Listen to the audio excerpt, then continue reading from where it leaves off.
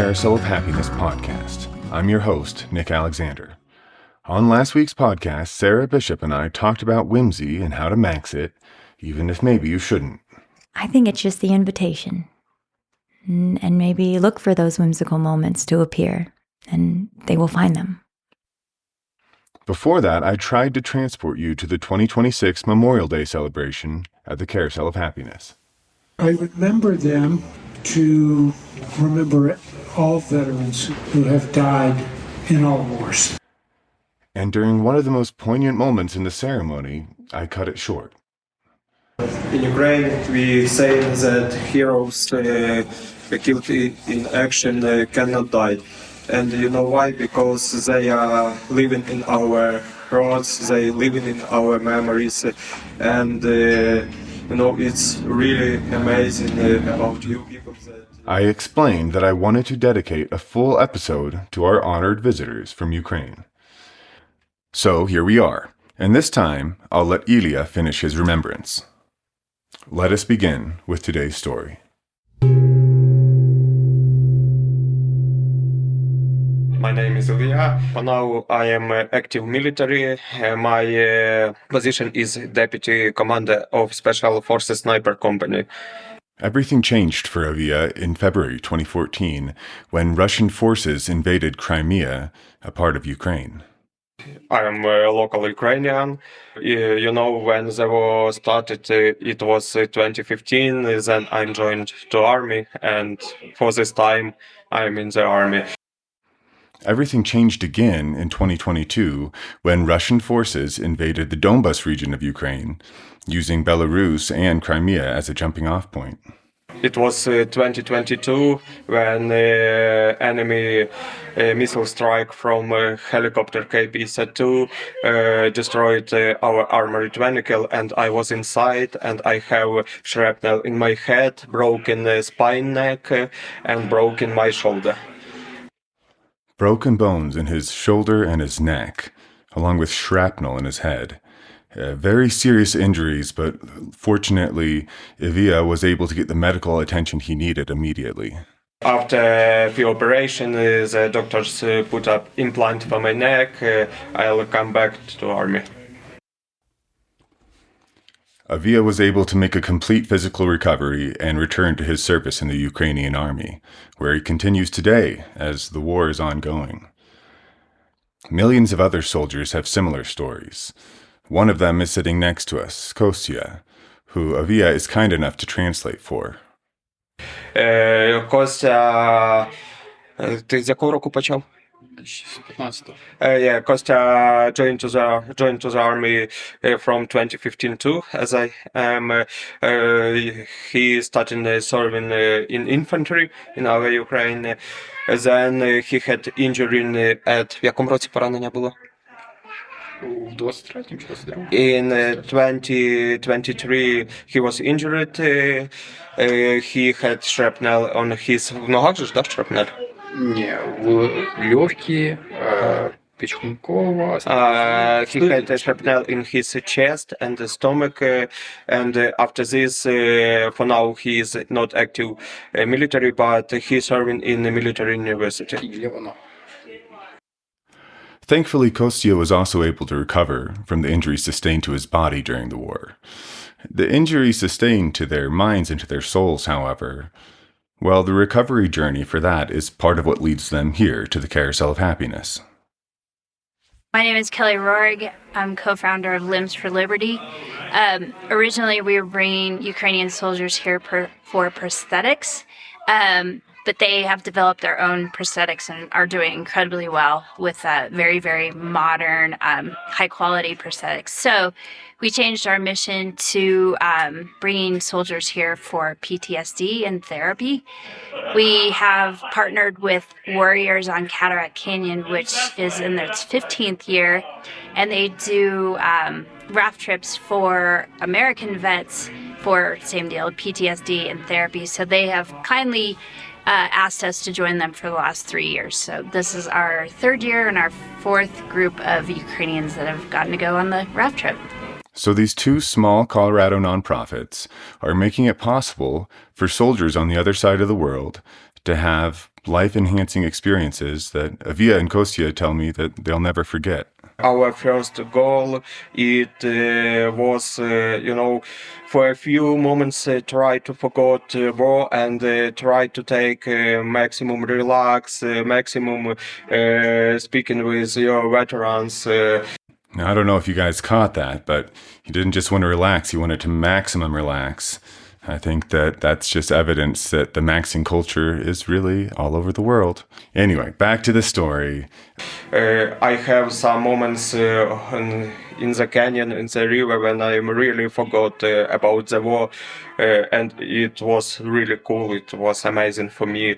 I have a few moments, maximum relaxing, just think about my life, about my family, about nature. It was amazing. Okay.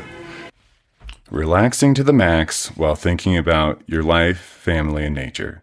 That does sound pretty amazing. You might have heard earlier there is one other thing that Illia wanted to maximize, and that was time with veterans. And this was something that was clearly very important to him because he spoke to us about it at length. Especially for me, when I was a little boy, I grew up reading and watch films about Americans military SEAL team, for example. And when we came rafting trips and I meet those American veterans, it was really cool to see these people on my own eyes, speaking with him, and it was really great for my mental health. So for Illia, connecting with U.S. veterans has been one of the most mentally healing parts of the trip. It's not surprising to me. It seems that there's some sort of connection and understanding that all veterans can have with one another that those of us who have not had that experience will never truly know. It was getting close to time to head downstairs and go to the Memorial Day ceremony, so I asked my guests if they had any final thoughts before they went. I want to say thank you for all of you guys, for all of you Americans. It's really honest to me being here to speaking with you and to see that you're trying to find more information about this war, that you're trying, especially Kelly and most of Americans trying to help us in our this fight, this war. Really, thank you. So Kostya says, just amazing impressions. I loved everything. I'll be telling my children and grandchildren about this trip. Wow, yeah. Well, it's an honor to have you guys here. We really are, it's amazing to speak with you guys too.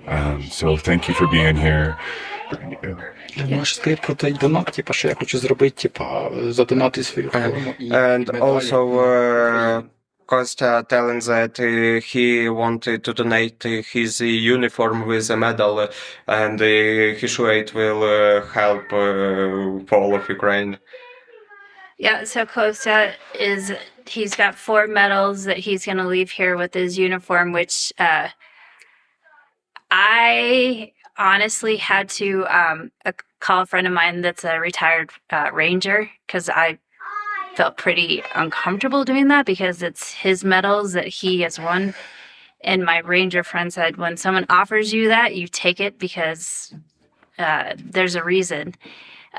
So we will have that, and I think it's the way we say it is it's paying it forward. So they'll pay it forward. So they'll take a bunch of medical supplies back. So that helps us because they'll pass that on to their people. And then also this will help pay for the next guys that will come over. And we've been last year we started a program where we're taking Americans to Ukraine for a ski trip. So we had three Special Forces vets that went skiing with us in Bukoval with 7 Ukrainians. And what about uniforms?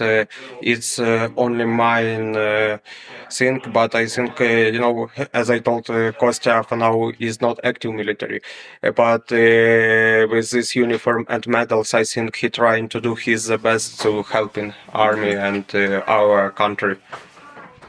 Well, that's very wonderful, and thank you for sharing that. And yeah, we just, all of humanity is in it together. It's so beautiful to see people from far away coming together. Well, thank you again. Is there anything else you guys would like to add? I want you to be able to go down and enjoy the carousel and what it's all about, too. I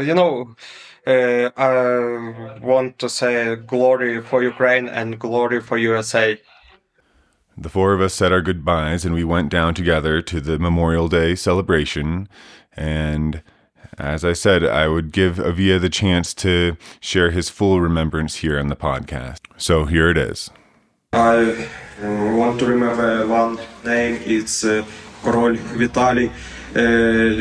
He was 38 years old when the war beginning. He lived in Germany, and he don't even think about to return and to join the army and start fighting for our country.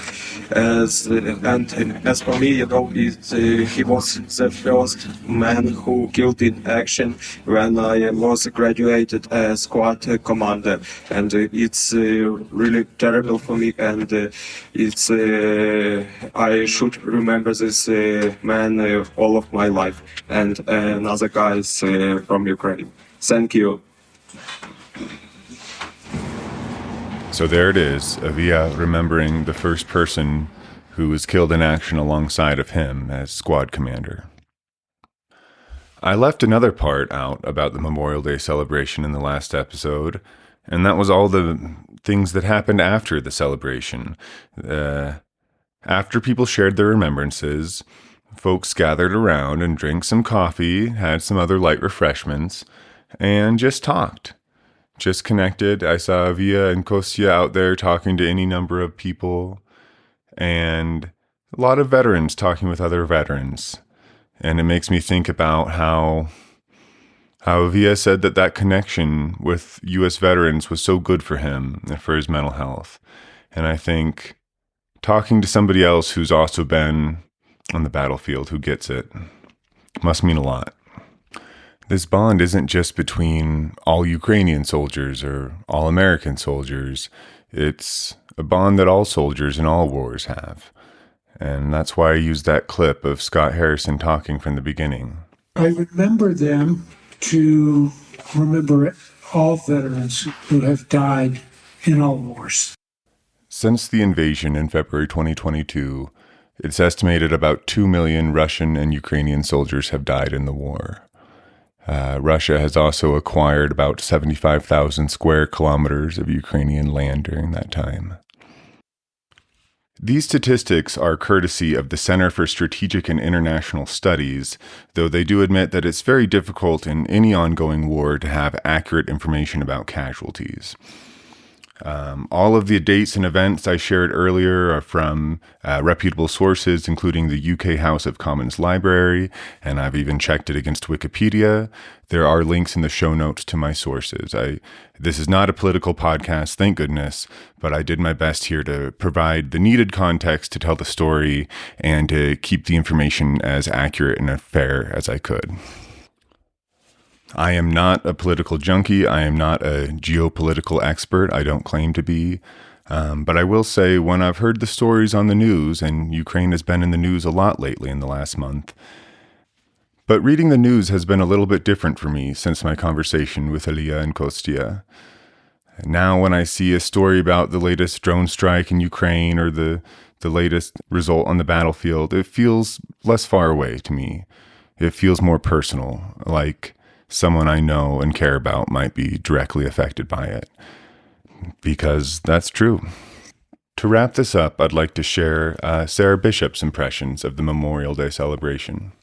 Oh, it was quite moving. They had prepped me into what to expect, but I don't think that words are a great way to really encapsulate what that celebration and ceremony really is. It was a combination of joy in the sense of coming together, but also this very deep reverence for all the lives that have been lost through military service, And outside of it, for some people, it was that they served their time in the war, and then as soon as they got back, there was an accident and they were gone. And so it's just this. It was very real, and the emotion that was just circulating through the room was palpable. I couldn't help but feel the intensity of it. And it wasn't like an intensity of like anxiety or anything like that. It was real, and it's not too often that we get a somatic experience like that in during a holiday, if that makes sense. Yeah, it's something, it kind of becomes rote Memorial Day. Oh yeah, we're honoring the veterans. Now let's have a barbecue, and that's all right. But it didn't feel rote. It didn't feel, it felt very real and raw. And I agree, that story about the person who got back and then was killed by a drunk driver right after, that one, for some reason, that was such a gut punch. Right? Yeah. I also got to talk to Sarah about the Carousel's newly functional Storycatcher booth. I've heard that the Storycatcher booth is back up and running. Is that true? It is running and ready. Nice. Can you tell me a little bit about that? Or? Well, yeah, the Storycatcher booth is a resource for those who have a story that they'd like to tell or questions that they'd like to ask someone. It's a sound booth that you walk in with. It's actually within the carousel. So what happens is you would walk in and let the at the front desk know that you'd like to record your story, and we provide the USB, which allows for about 20 minutes of recording, and then we escort you to the booth, and you go in there, and when you're ready, you ring a doorbell, and we will press record, and no one's listening. So this is a completely confidential experience, and just for the teller. And it's actually really nice. We had some folks come in yesterday who were very excited to use the booth for interviews. So I think it's just it's a wonderful way to capture, I guess, the moments and the questions. I think it's so valuable because when my grandmother passed, it really hit me that once she was gone, all her history was gone. And all these questions that I had could no longer be answered. So I feel like the Storycatcher booth is just a wonderful way to I guess encapsulate our family's history or our friend's history, what have you. Yeah, and to get something off your chest, maybe, too. If there's a story to be told, it can be therapeutic to tell a story. Absolutely. And what's nice is that, so when you're done, ring the doorbell, and then we turn off we just press stop on the record, and you come out and you have your USB. And whatever you choose to do with it is up to you. And it's just nice that I feel like sometimes maybe it's just nice to know that it's out there. The story is out there, and it really is in the palm of their hand. Very cool. Well, I'm glad we're doing that, and maybe I'll work up the courage one of these days to go in there myself. We'll see. If you have a story to tell, if you're feeling brave, then please come to the Carousel of Happiness and use our Storycatcher booth. We look forward to seeing you there. If you have a story for us on the podcast or any other feedback for us, please don't hesitate to email me at podcast@carouselofhappiness.org. If you'd like to learn more about Limbs for Liberty, then you can visit their Facebook and Instagram pages, and you can find the link in our show notes, along with a link to the website of their partner, Warriors on Cataract Canyon. That's warriorsOnCataract.org. In the meantime, take care, be well, and as we like to say at the Carousel of Happiness, don't delay joy. And we'll see you next time around. Beginnings and endings are only pretendings. I'll see you next time around.